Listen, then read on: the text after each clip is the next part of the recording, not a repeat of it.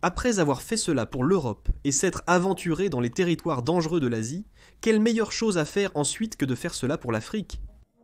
Maintenant, la dernière fois qu'un Européen a tracé les frontières de l'Afrique, les choses ne se sont pas très bien passées. Cependant, j'ai fait le test acide désoxyribonucléique et je suis 6% nord-africain, donc je suppose que j'ai 6% le droit de faire ça. Non? Je sais, oui, je plaisante. Je veux dire, la ruée européenne vers l'Afrique a commencé vers 1833, presque 200 ans plus tard, et beaucoup de régions d'Afrique ont encore un peu de mal à cause de cela. L'avantage de cette vidéo est que vous pouvez simplement cliquer pour partir dès que vous avez fini. Vous pouvez être en désaccord avec tous, et cela n'aura aucun impact sur les frontières réelles de l'Afrique. Alors, commençons, et essayons de rectifier les frontières de l'Afrique.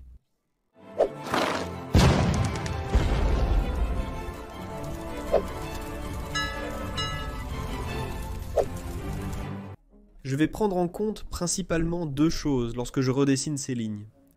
Des zones de contrôle de facto, donc des territoires qui ne sont pas officiellement divisés, mais qui de facto le sont, comme la Somalie, vous savez, qui a perdu le Somaliland. Ce n'est pas un pays officiel, mais il existe par lui-même.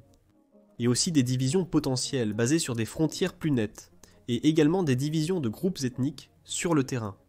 Alors commençons. Tout d'abord, le Maroc.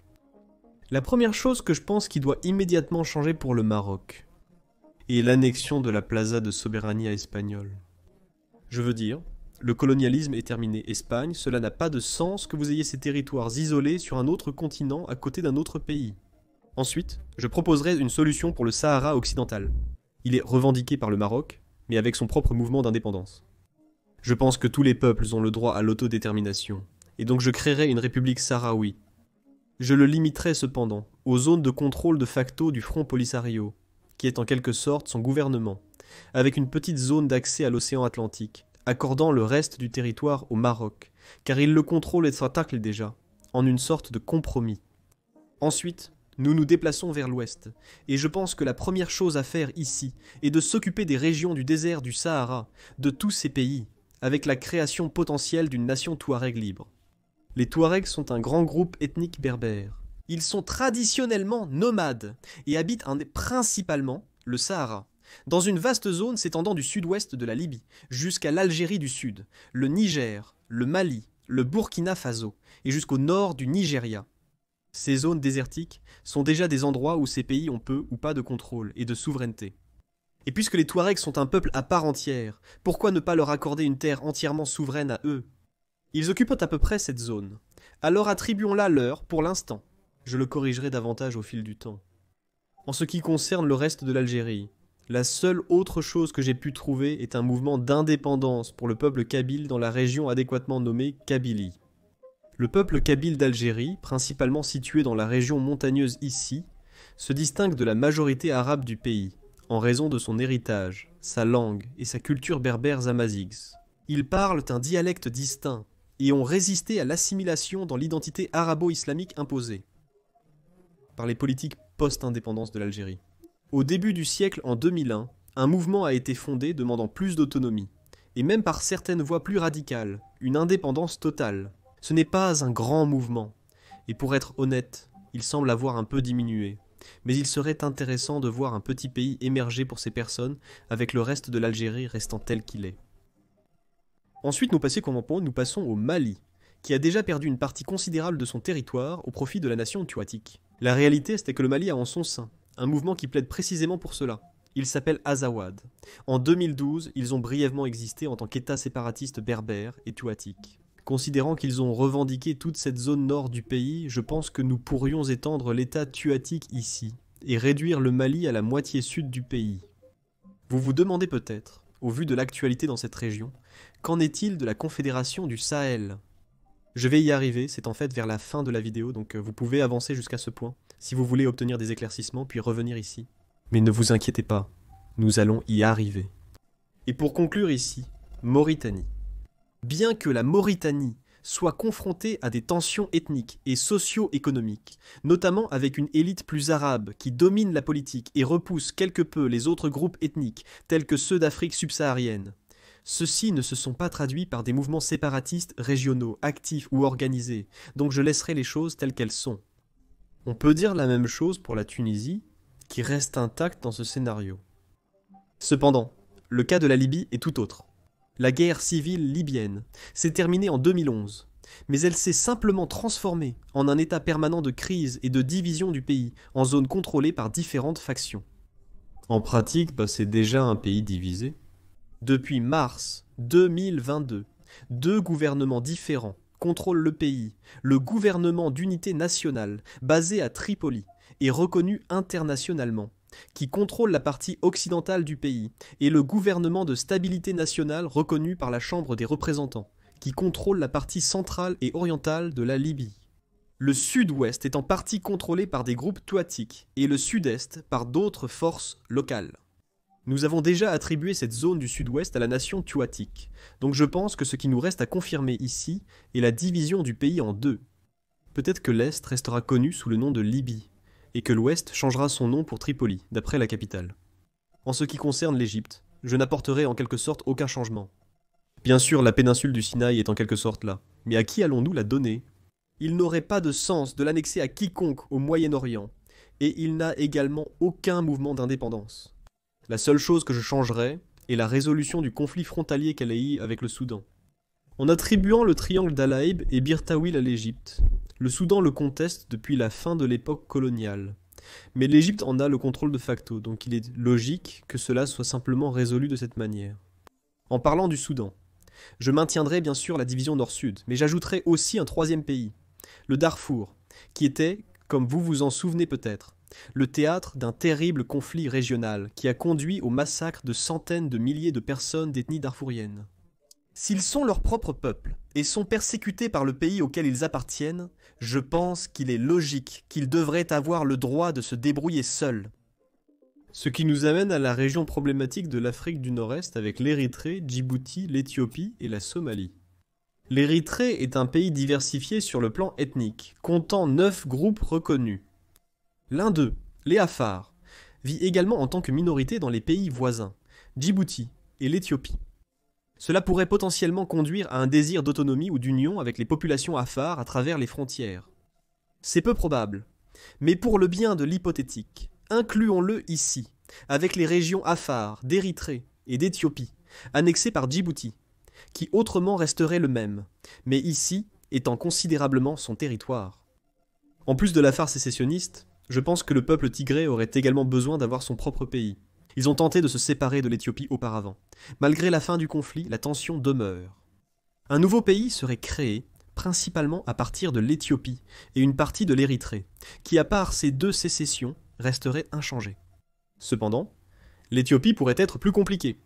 Ayant déjà perdu ces 2 territoires également, elle pourrait aussi perdre un territoire à l'est, car la plupart des gens là-bas sont somaliens, et pourrait en chercher à s'unir avec la Somalie, qui perdrait elle-même le Somaliland, un État indépendant de facto déjà séparatiste, qui a juste besoin que sa souveraineté soit confirmée au niveau international.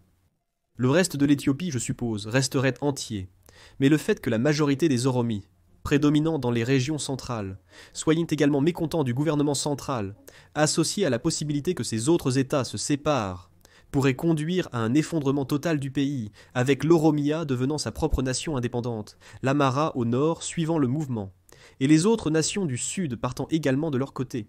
Juste au sud de celle-ci, et en contraste avec une balkanisation, je pense qu'une union de la Fédération d'Afrique de l'Est toujours promise devrait enfin avoir lieu.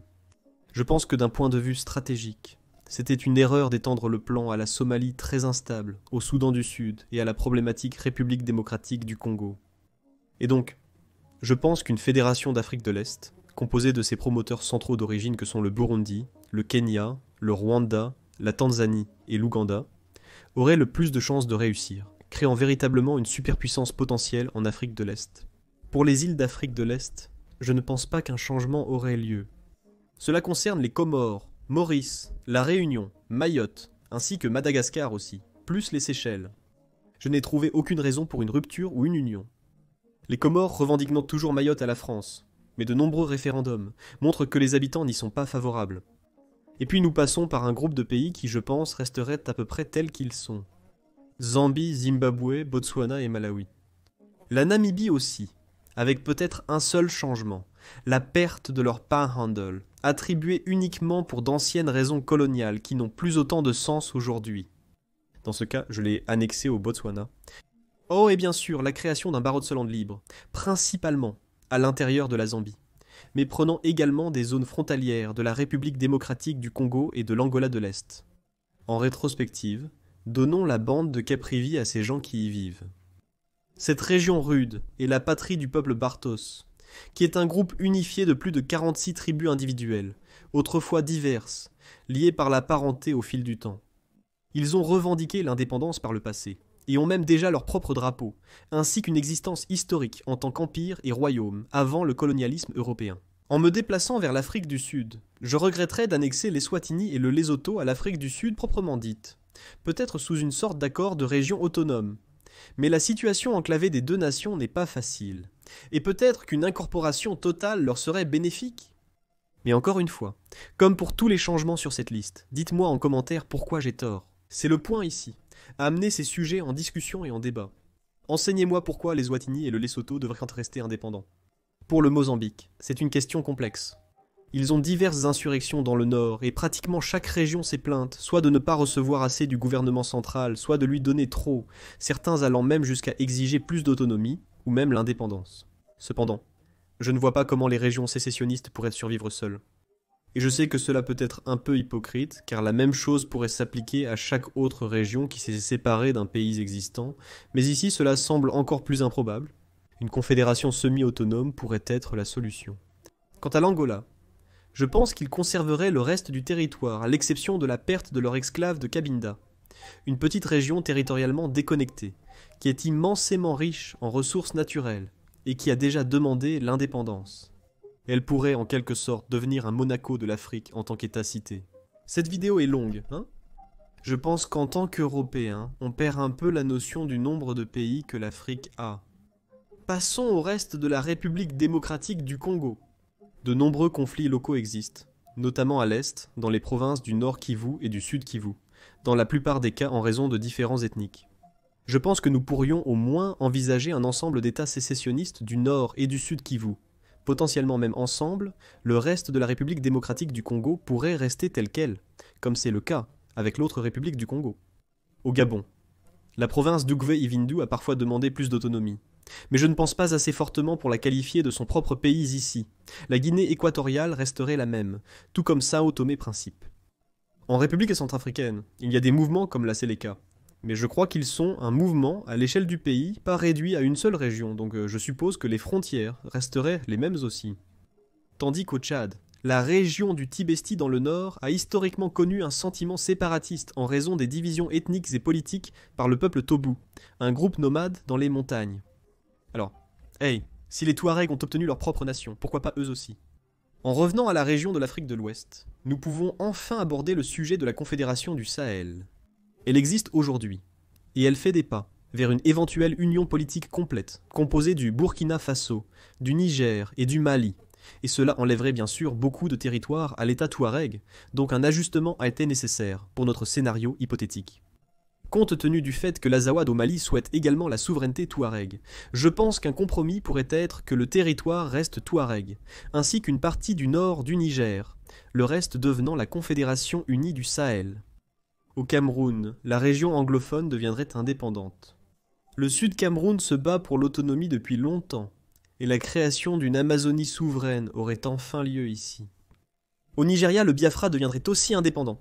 Ils se sont longtemps battus sans succès pour cette indépendance, donc je pense qu'il est juste qu'ils l'obtiennent maintenant. Et le Nigeria est un pays très distinct, entre le nord et le sud. En fait, si vous remontez un peu dans l'histoire, vous comprenez comment initialement il y avait deux colonies séparées dans le nord et le sud. Le nord étant constitué de populations plus musulmanes, et le sud de personnes plus animistes ou chrétiennes.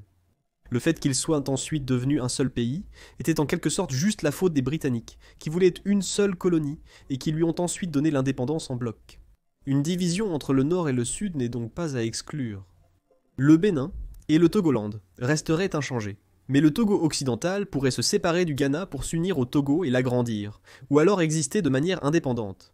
La majorité des personnes dans cette région sont des Eos ethniques, qui habitent également le Togo proprement dit, et beaucoup d'entre eux ont le désir de se séparer du Ghana. Et c'est à peu près tout pour les changements de frontières. Les pays restants de la Côte d'Ivoire, du Libéria, de la Sierra Leone, de la Guinée-Bissau, de la Gambie et du Sénégal resteraient les mêmes, ainsi que le Cap-Vert. J'ai envisagé d'unir la Gambie et le Sénégal dans le Sénégambie précédemment tenté, mais les deux nations sont considérablement différentes, avec des antécédents coloniaux anglais et français opposés, dont la souveraineté séparée continue de faire sens à mon avis. La région sud du Sénégal, la Casamance, a également essayé de devenir indépendante à un moment donné, mais elle a échoué et ne semblait pas vouloir continuer avec leur processus d'indépendance. C'est donc ma humble tentative de redessiner et de corriger les frontières de l'Afrique. Je comprends que beaucoup de ces propositions sont complètement fausses, n'est-ce pas? Je n'ai pas assez de connaissances pour faire une tentative sérieuse dans ce sens. Et je pense qu'il y a beaucoup d'hypocrisie tout au long de la vidéo, parce que parfois je connais des choses sur un pays, et donc je justifie une séparation ou une union, et ensuite je n'utilise pas le même argument plus tard pour d'autres pays. Mais signalez-le dans les commentaires. Apprenez-moi pourquoi j'ai tort. Mon but ici est de nous faire parler des frontières existantes d'un continent, de comprendre pourquoi elles sont là, de réfléchir à savoir si elles ont du sens ou non et si elles pourraient changer. Alors dites-moi ce que vous en pensez. Êtes-vous d'accord avec l'un de ces points? Et pour ceux avec lesquels vous n'êtes pas d'accord, pourquoi? Merci encore à mes mécènes pour leur soutien et à vous d'avoir regardé cette vidéo. Abonnez-vous pour ne rien manquer. A bientôt pour plus de culture générale.